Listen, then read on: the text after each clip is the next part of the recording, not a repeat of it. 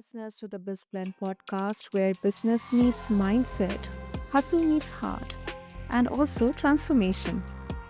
Well, I'm your host Sana, and today the topic on which we are going to have a conversation is personally one of my favorites, and that is the one which many entrepreneurs avoid until it's too late: business exit planning.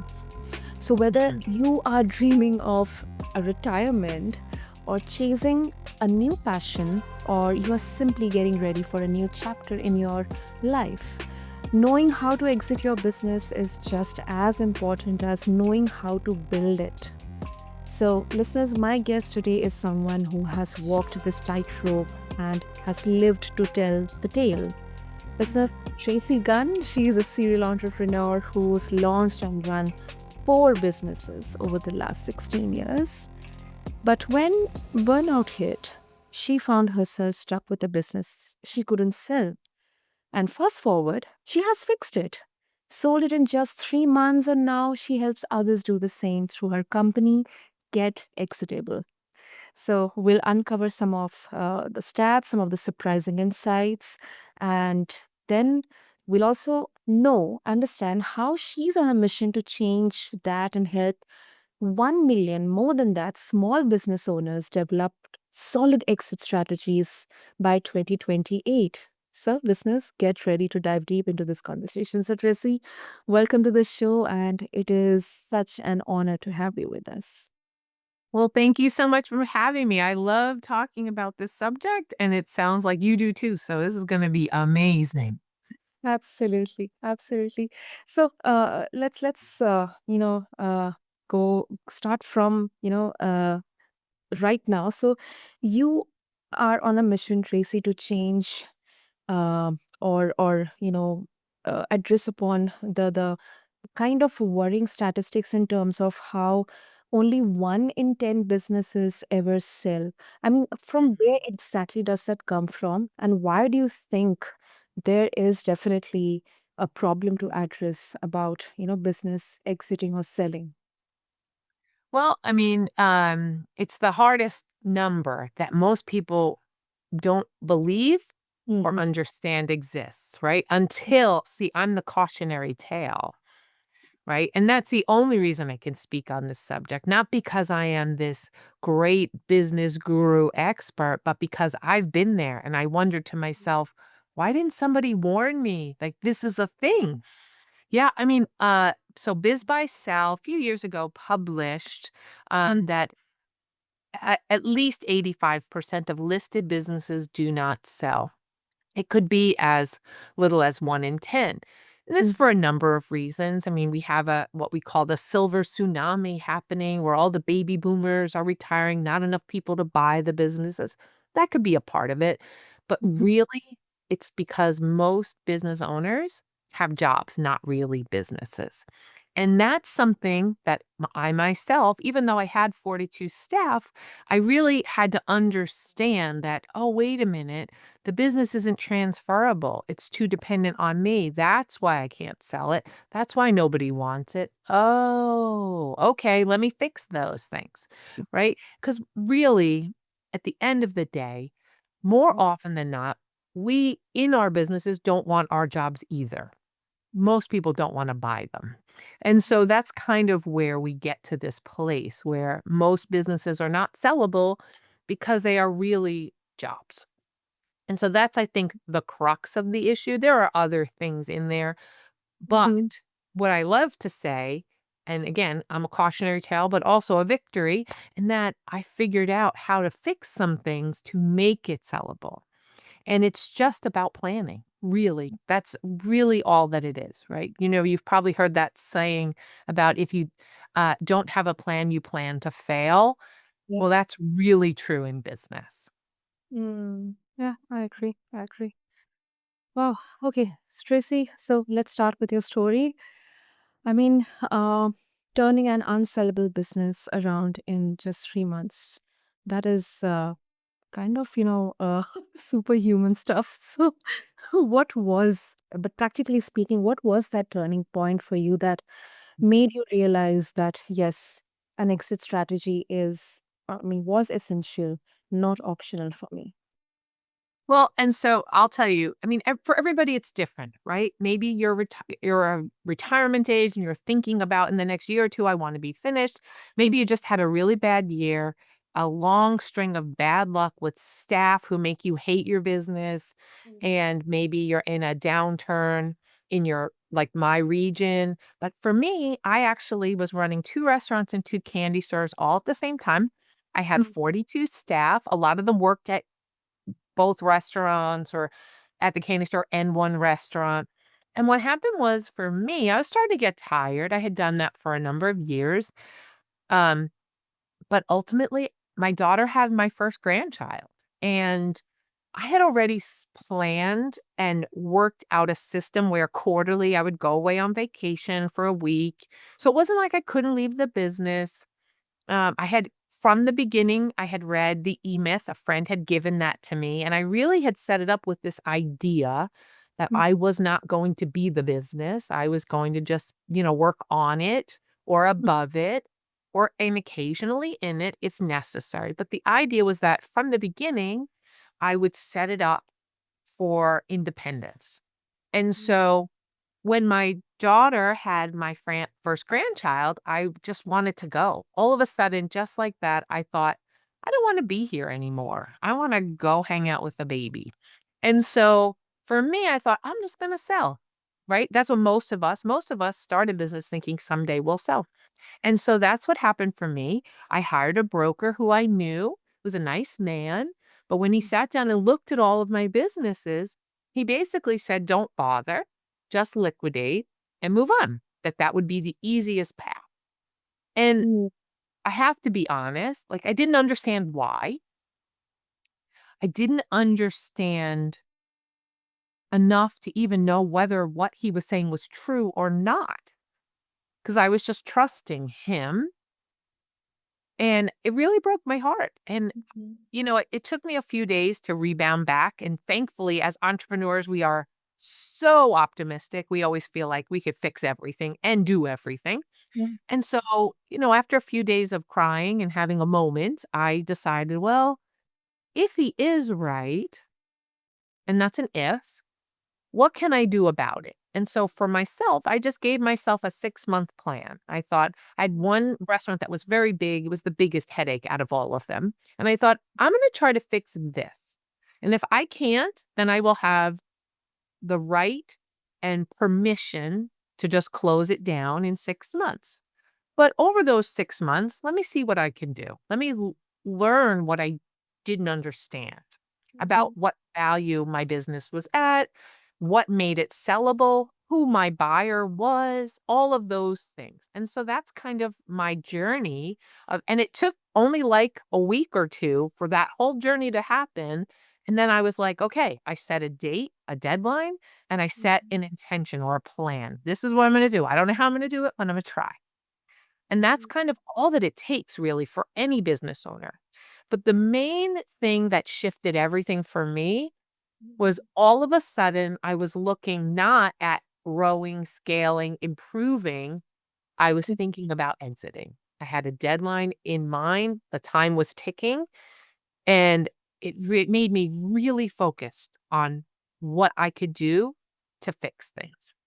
And just that shift alone changed everything. That is, there is so many things to learn. I mean, first of all, yes, I mean, I agree with you. As entrepreneurs, we are always optimistic, but we also need a lot of course correction, and Mm, uh, we should be always open to, first of all, have that awareness, acceptance, and then learning. Unlearning and then learning. And right. yeah, I mean, you crafted a plan, you set up deadlines. So um did that create a kind of fear within you that I have to accomplish this at any cost, because right now exiting is my only goal? Or you were completely focused on the process, the approach, but not much fixated on the output?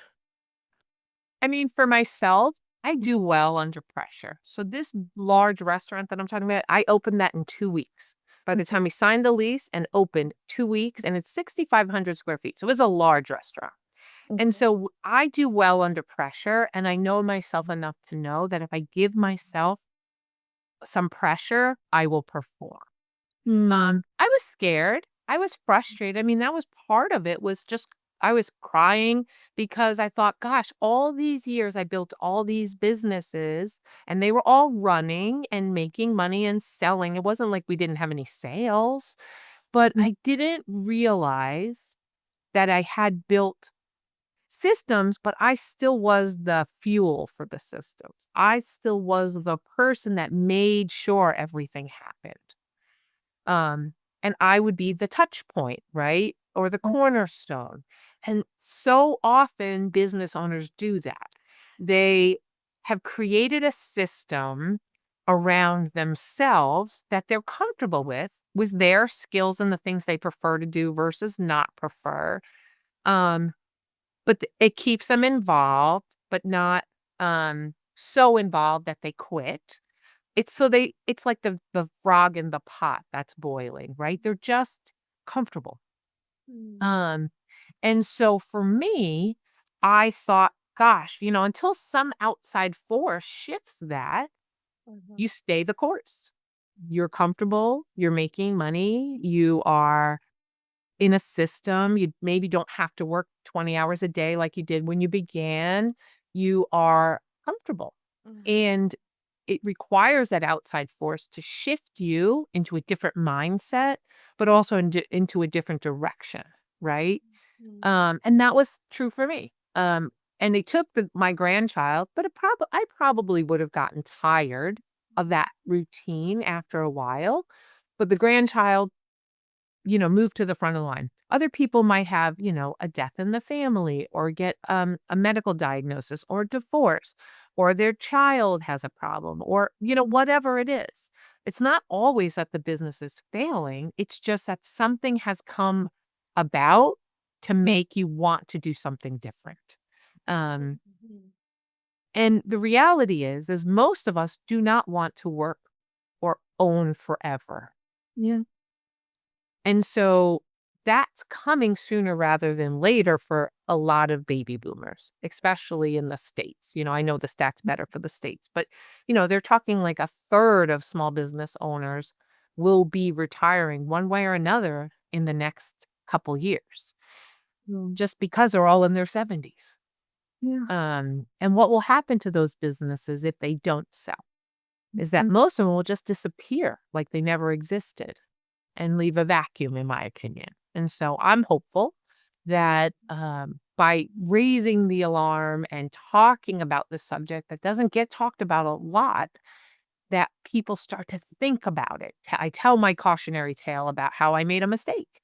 And I had Mhm. 4 businesses that were all making money, but not enough money that someone wants my job, right? And about what I did about it. It doesn't have to be forever. Because I Yeah. think also who your buyer is Mhm. really matters. When you identify who might want to buy your business, what you do to sell is different. I don't know if that Yeah. makes sense, but if I was selling to my buyer that I found was a brand new business owner. So I had to make sure all the systems were working. And in a restaurant, there's a lot of systems. Yeah. But, if I were selling to another restaurant owner, he probably wouldn't care at all about my systems because he has his own. Yes, that's right. That's right. This is really important, and we'll come back to kind of the prerequisites or um some strategies to consider. But Mm. uh, before even this, Tracy, how early should someone start planning for their exit? Because most of the entrepreneurs, they're so focused on growth and scaling that they kind of forget about this. Right. I mean, for me, I like the term about and when I talk I'm sorry, I didn't mean to interrupt you. Mhm. The idea of exiting is not just about selling. It's just not about retiring. It's not just about changing your mind and doing something different. Exiting for me, and again, over the years and teaching this and talking to owners, is really about getting yourself out of the dependency of your business, right? The business, getting transforming what you do from being a job to being an owner, Mhm. making something that can exist without you for an extended period of time, replacing yourself, right? All of those things. And that can go back all the way from the beginning. I talk a little bit about, like if you were going on vacation, let's just say, Mhm. and you had a destination in mind, how you plan for that, the longer you plan out, the easier the planning is, right? Yeah. A lot of people start their business and they have all kinds of plans about what the business will be. And many, many business owners never create another plan after that. They don't go deep into that because they're just in it. And so, I mean, I love this idea of it's never too early, but it's also never too late. And so I think both ends of that spectrum work. Um, and I think when you're starting to get the itch as an owner of either starting another business, getting out of the business, um, or just exploring new opportunities, that's the time before you do those things. That's how I wound up with 4 businesses, is to plan your exit from that business so you don't sabotage or destroy it on your way out into the next thing. Because the likelihood is that most entrepreneurs are going to do more than one business. We get Mhm. bored, we get excited about new things, we love shiny objects. Yeah. And so understanding that about ourselves is important. And giving yourself permission for that as well is also important. But if you're planning ahead for that, how great is that? Right. Right. It really, really makes such a profound sense, Tracy. And okay, now are there any key milestones that entrepreneurs should look for?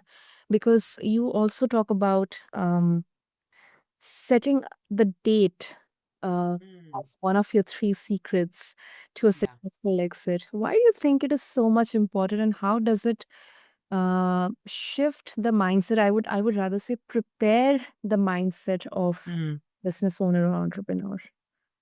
I use this example a lot when I explain it. So for me, setting that date set the timer. It Mm, started to align the pressure. And every time, which is normal, I started to get distracted by another opportunity or mhm, another thing that comes into our line of sight.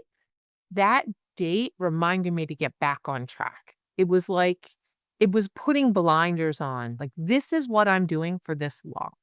mhm, And, I use this example a lot about, when you get engaged to be married, and you get the ring, if you're the woman or mhm. however, right? You get Yeah. engaged and you're so excited and you tell everybody, "We're getting married." But if you never set the date, are you really getting married? No. Right? And so it only becomes real. This is like something most people can understand. It's like it only becomes real if you set that date, you put the deposit down and you're like, we're committed. We're committing to this day, we're getting married. So on this day, we're exiting. And it doesn't mean it can't shift. Things happen. But the reality is when you set that, it becomes real. The Mhm, timer starts and it keeps you on track towards that goal without the distractions. It will naturally, like a magnet, bring you back to that center place of where are we going. Even after all these years, I'll occasionally get distracted and excited about another restaurant. And I might even explore it for a little while. But then I remind myself, what do I really want? Like, what's my mm, big picture here? Because also, exit planning is not just about getting out of the business, but what are you getting out of it for? Like, what's the point? It's not, oh, I just don't want to work forever. Maybe it's you want to go to your grandchildren, and that's a strong enough pull to keep you going. Maybe it's I want to retire and go live on a beach somewhere. Maybe I want to play golf every day. Maybe I want to do a different business. I've got to get myself out of this one so I can do the thing I want to do. That's also part of exiting. And so, a strong enough that between setting the date or the Mhm. deadline, the other thing about a deadline, like, so for myself, 6 months didn't seem so far away. I thought to myself, I could do anything for 6 months. As Mhm. much as I don't want to be here, I could do this for 6 months. It was reasonable enough, not too far out, right? Like if you said, oh, in 10 years, I'm going to exit, that's harder. It's so far away. It's Mm. very hard to stay on track. It's like driving from New York to California. You're going to get distracted. You're going to make a wrong turn because it's such a long journey. Yeah. Um, but if it was, just from New York to New Jersey, you probably will stay on track. You probably will follow the map pretty closely because it's close. Mhm. Um, and so I think, setting even a little bit of an unrealistic expectation or date just Mhm. applies a little pressure as opposed to being so comfortable that you don't really take it seriously. Yeah, that is pragmatic. It's pragmatic. Oh, okay. And Tracy, I would also love to know, maybe from a different perspective. Mhm. Um, there is a sentimental value attached here. Um, Sure. some argue that a passionate founder who is still involved is definitely a key to a business's success. We have seen quite a number of examples, where the founder, the visionary behind a particular company, when he or she was not there, that business kind of lost its soul.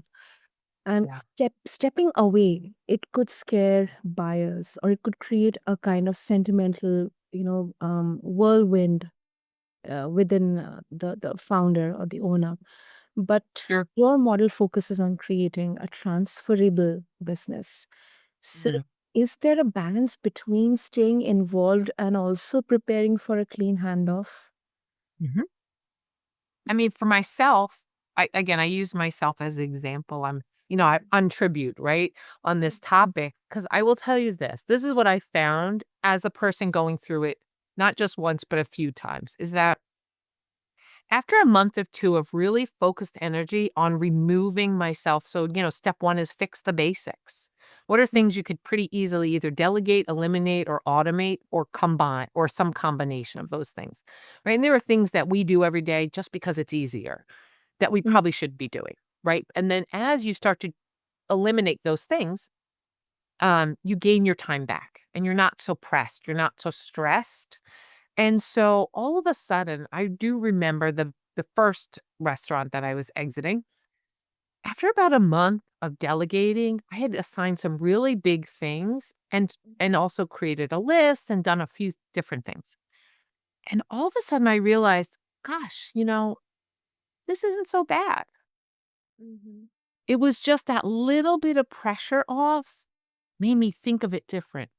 And I, at that point, thought, this is about a month in, I thought, Mhm. gosh, well, if it doesn't sell, maybe I could still own it, but not be here very much. And so there is this other part of that as you start to remove yourself, you may find that you want to still own it, but you can do it on your terms because now you've now started the process of removing yourself. Right. Right? The independence, right? Like children they need us when they're babies. Yes. And as they grow up, they're supposed to be more and more independent. And Yes. we don't just bail on them at 18 or 20 or when they get married. Mm. Our involvement continues. Continues, but it's less. It's like very strategic, very only when needed. Right. And you get to enjoy the fruits of your Mm. labor as opposed to being in them and still earning them. Yeah. And so that happens quite often actually, that people because the thing is, all of a sudden when the pressure's off and the stress is off and they've kind of divested themselves of some of their workload, all of a sudden they like realize why they loved this business to begin with. Because they've had some space to breathe, to have some time off. I think there are some statistics out there that say that within a year or two of an Mhm. owner or an entrepreneur selling or closing their business, they do another one. And it's because we love this idea of creation and this pressure we put on ourselves and giving ourselves hard jobs and do hard things to see what we can do. Um, and very often that's what happens. And so it's not surprising, but wouldn't it be amazing if after 30 years you were able to sell or sell part or have somebody earn in or even just put a fractional C suite in there where you didn't have to be there all the time, but Mhm. yet still could profit, Absolutely. Yeah. right? Which is another path. Yeah. I mean, you really gave such one of the simplest and the best example it could be. With the uh, kind of we have our children with us. They need us all the time, and they're babies. But Right. it's when they grow, they become adults. It kind of they need to be independent, but it's not like we are completely separating or cutting ourselves out from them. So Right. it's really, I think one that is the it could not be more right example than that. Um, okay, great. So Tracy, to take the next steps or action steps for all of our entrepreneurs and business owners listening to this conversation, if they need guidance, if they need more and more guidance into this, and they would like to start moving toward an exit ready business, how they can connect with you. Well, so personally, I'm known as the Tracy Gunn everywhere. We do have YouTube channel and things, and we also have Get Exitable, same thing. GetExitable.com. We have lots of free trainings about how to start because really, the starting is the hardest part we have found because once you start, the momentum has begun. And now you kind of a little bit get addicted to delegating and getting your time back and seeing the difference. And so the hardest part is just to get them to start and to make a plan, to set a date and to kind of figure out what do they really want? What is their ideal situation at the end, right? And that again can change. Like I said, after a month, I was like, well, this wouldn't be too bad to keep owning, but not be here, right? I changed my mind, and that's okay. But it's good to come up with an idea of what you want to start and then also a timeline. And then from there, you kind of naturally will walk down that path of what's next. Well, how do I do this? And so we're happy to help. We have some trainings, we have evaluation. Most people don't know what their business is even worth or how to figure that out. And so that's one of the biggest things is like, wow, same for myself when I sat down with that broker Mhm. is I didn't know what he was judging me on because I didn't understand how he was judging.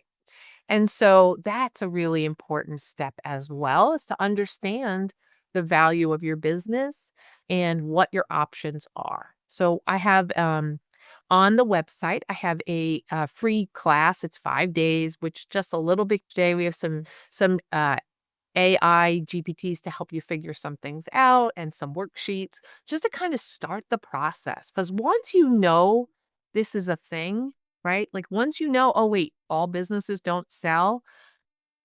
Oh, wait, I don't know what my business is worth. I don't know what I'm doing. I don't know when I'm leaving. When you start to see that you have gaps, all of a sudden you start to be more interested in learning about how to fix those gaps. And so that's what we found for people because it takes a little while. Mm. So anyway, getexitable.com and feel free on all the social channels to reach out and I'd be happy to help you. Great. I'll make sure to have all the details mentioned in the show notes. And Great. Tracy, thank you so much. First of all, I think your journey, it's not only inspiring, but it's also a wake up call for every entrepreneur out there. And definitely planning exit isn't just about giving up our babies, but it's more Right. about setting ourselves up for that freedom and choice and yet Mm. connection. So I'll make sure to have all the links. And once again, thank you, Tracy. Thank you so much for having me. This was a really nice conversation. And thank you for the opportunity to be able to just talk about it. Because I think the more we all talk about it, the more business owners will win this game of business and get rewarded for all the things that they've done instead of not. So Absolutely. thank you for that. Appreciate your time. And it's a beautiful, beautiful message. And listeners, if today's episode has resonated with you, connect with Tracy at Get Exitable and uh, take that first step to start designing the future that you deserve. So remember, as I mentioned in the initial part of the conversation, as Tracy helped us understand that only 1 in 10 businesses sell. But with the right strategy, yours can be the one that does. Until next time on BizBlend, keep blending your passion with purpose and also build a business and life that you love and deserve.